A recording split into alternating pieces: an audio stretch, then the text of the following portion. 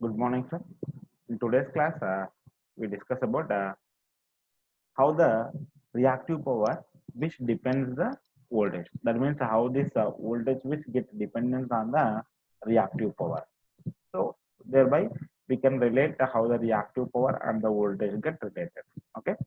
So for this, I am just taking a practical power system network. This is the schematic diagram, or this is the one-line diagram of the practical power system network, where this generator which is supplying the active and as well as the reactive power to the load through the transmission system. So this E which represents the synchronous generator, this one which represents the synchronous generator, this one which represents the load, which the synchronous generator which supplying both active and as well as the reactive power to the load.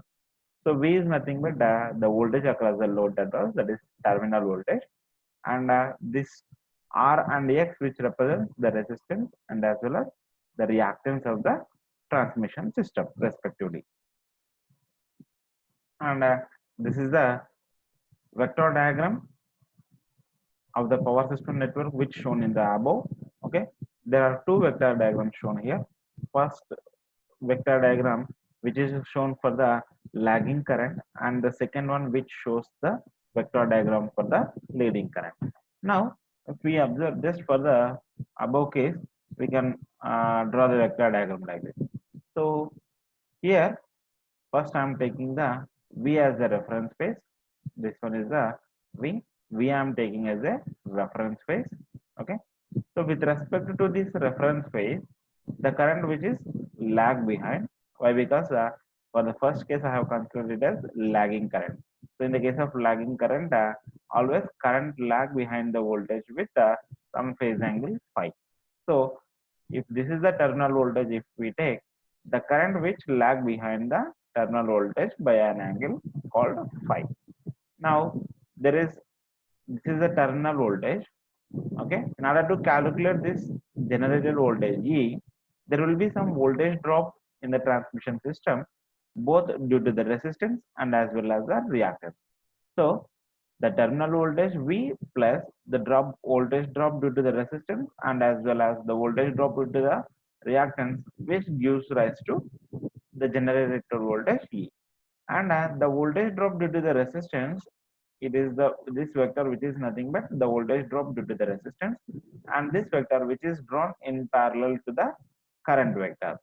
So this is the voltage drop due to the resistance, and this vector which represents the voltage drop due to the reactance. Okay, so the current which is flowing in the transmission system, which makes the voltage drop due to the resistance and as well as the reactance.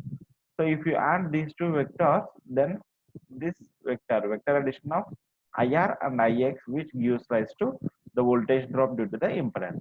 And if we add the vectors terminal voltage and as well as the drop due to the impedance, that is IR plus IX, vector addition of these two, then the resultant vector which gives E. E is nothing but the generated voltage. So the generated voltage E is equal to terminal voltage V plus the drop due to this total impedance. So this vector is nothing but the vector addition of terminal voltage and as well as the voltage drop due to the resistance and as well as the reactance. Okay, right. And this vector diagram which shows us the voltage drop due to the sorry, this is the phasor diagram which shows us for the leading current. Okay. Now let us take the in most of the applications there is the loads are usually of lagging in behavior. Why? Because reactive type of loads only we are using in the practical system. So let us consider this case and we will analyze. Okay. So in this case, the equation for E or from this phasor diagram, we can write the induced voltage of the synchronous generator E is equal to what? So now if you take this total this total triangle, it is just like as a right angle triangle.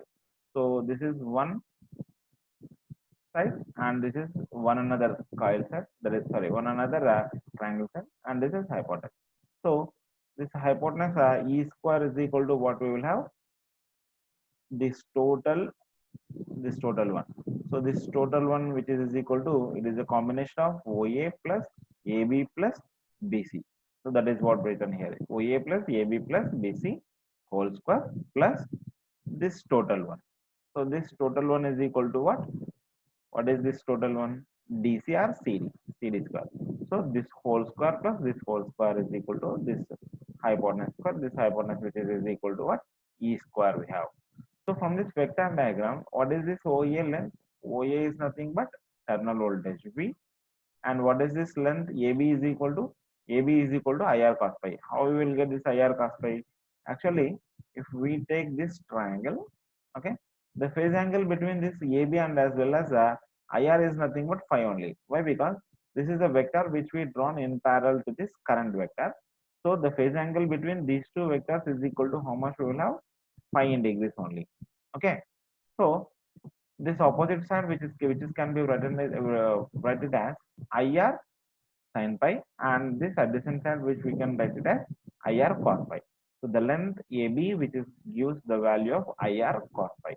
Similarly, the length BC is equal to IX into sin pi we will get. And from this vector diagram, we can write the length DE is equal to, sorry, DC plus CE is equal to DE we will have, and using which we can write DC is equal to what? What is DC is equal to? From this vector diagram we will get, from the vector length of DE, if you deduct the value of CE, then the resultant vector DC we will get. That is what which written here. DC is equal to DE minus CE, and DE is equal to IX cos pi, and CE is the value which is equals to IR sin pi. So the value of DC is equal to, this is what the resultant equation that we will get. Now if we substitute all these parameters which we derived in the above equation E, that is in this equation if we substitute, then the resultant equation that we will get it as E square is equal to OA is equal to V, and AB is equal to IR cos pi, and BC is equal to IX sin pi, plus DC is equal to IX cos pi minus IR sin pi whole square. This is what the resultant equation we get. Let us write this equation as 8.5. Now the active and reactive power equations we can write it as we already know. The active power which is given by Vi into cos pi, and the reactive power in the power system network which is given by Q is equal to Vi into sin pi. So using this equation, I can write I into cos pi is equal to P divided by V, and using this particular equation, I can write it as I sin pi is equal to Q divided by V. That is what which I have written here. I cos pi is equal to P by V, and I sin pi is equal to Q by V. Now if I substitute again these two in the above equation, in the equation of E, I will get it as E square is equal to, in this equation I'm substituting, V plus I cos pi is equal to P by V, and R as it is I'm writing here. So RP divided by V I will get. Similarly plus I into sin pi is equal to Q by V I will get X as it is I'm writing. So X into Q divided by V I will get whole square plus I into X cos pi. I cos pi is equal to what? P by V. So X into P by V will get minus I sin pi is equal to Q by V. So Q by V into R we will get this whole square. So in this particular equation, this above equation, we can rewrite it as V plus delta Vp whole square, where the value of delta Vp is equal to what? Rp plus Xq divided by V. So V, I'm taking it as LCM. So Rp plus Xq divided by total component V is equal to delta Vp I will get. Okay, this is in phase with the V we will have. And similarly, this total term xp divided by V minus rq divided by V is equal to delta Vq I'm considering. This is in quadrature with the V. Okay. So if you take LCM again, xp minus rq divided by V is nothing but the term which is called as delta Vq. Or we can write the above equation which is E square is equal to V plus delta Vp whole square plus delta Vq whole square. So here, if I consider the value of delta V is far less than the value of V plus delta Vp, and similarly Px is far less than V square. In this equation, I am considering this particular assumptions. Then the above is said equation that we can simplify it as E square, which is equal to V plus RP plus XQ divided by V square. Why? Because this is approximation I have taken here. Using this approximation, the above set formula that I can write it as like this.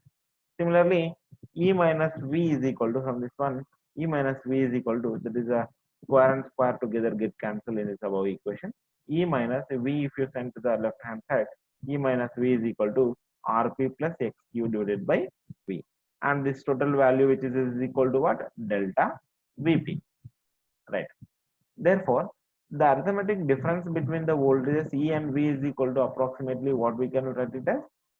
This is what the approximate equation. That is a, it is a voltage difference between voltage of, that is a, this is a arithmetic difference between voltages E and V. E is nothing but the generated voltage and V is nothing but the terminal voltage. So arithmetic difference between these two voltages, which is given by Rp plus XQ divided by V. Rp plus XQ divided by V. And if we neglect the resistance, but usually why we will neglect the resistance is, in the case of transmission system, while compare with the transmission line reactance, the resistance is which is of very smaller in value, and therefore if we neglect the value of resistance of the transmission system, we can rewrite the above said formula, which is E minus V is equal to, since R is the very less in value, XQ divided by V. We can rewrite as this formula. So E minus V is equal to XQ divided by V, we will get. So from the above equation, it is very clear that the receiving end voltage, which depends on the reactive power drawn. See, from this above equation, what conclusion that we can make? The reactive power which depends upon the voltage, or we can say that the receiving end voltage V, which depends upon the reactive power drawn. Okay, at the receiving end. So from the above figure, we can see that the component delta Vp, which is changes the magnitude of delta Vq, which is going to be affect the value of angle delta. This value of delta, which is given by what? Angle of delta, we can calculate by sine inverse delta Vq divided by E, and it depends upon the value of P. From the opposite formula, we can write that. In the case of power system, we can write the apparent power equation, which we can write it as E into I conjugate, where E is nothing but the voltage, I is nothing but the current supplied. So here, the value of complex power, which we can write it as E into I conjugate. So here E is equal to the terminal voltage V, and current is nothing but ISC conjugate I am taking. And this value, which is going to be equals to, since I is equal to V divided by Z, so instead of ISC, I can write it as V by ZSC. ZSC is nothing but the value of impedance. So V square divided by ZSC I will get. So if I neglect the resistance here, if I neglect in this equation, impedance equation, if I neglect the resistance, I can approximate the above formula it as S is equal to V square divided by X. So from above equation, that is from the 8.10 equation, we can write the value of equation, the value of voltage V is equal to E divided by 1 plus X, 1 plus Q into X by V square, and which is equal to, in this one, this whatever the numerator denominator part which we have, this one approximately we can write it as E divided by 1 plus Q by SC. Why? Because SC is equal to V square by X. So instead of X by V square, I can substitute. Actually, V square by X is equal to SV. So Q into this Q divided by SC, that we will get. So E divided by 1 plus Q by SC I will get. And this formula I can approximately write it as E into 1 minus QSC. So where Q is far less than the value of SC. So if I relate this from this above equation, that is V is equal to E into 1 minus QSC. If I draw the graph, and what the conclusion that we can make is, from this above equation 8.13, it represents that there is an approximate relationship between the voltage at the receiving end and as well as the reactive power in terms of the short circuit strength. The below figure, which shows us the relationship graphically, and we can observe from this diagram, that is the receiving at the receiving end we have negative value of VAR, and the receiving end voltage can be greater than the sending end voltage. See here on the x-axis I have taken the value of reactive power Q, and this one which represents the amount of voltage. So when this, I'm comparing this amount of induced voltage with the terminal voltage. So whenever this induced voltage E, when this induced voltage which is going to be greater than the terminal voltage V, so when in during this case, we can say that the value of Q which is in the generating mode, and whenever this value of E which is less than V, and in this case we can say that it is in the absorption mode. Okay, these are the conclusions that we can make from the above analysis. So in this way, the voltage and the reactive power which is going to be influenced, and they are very much dependent one each other. Okay, so in the next class we will discuss the some problems on this particular topic. Thank you.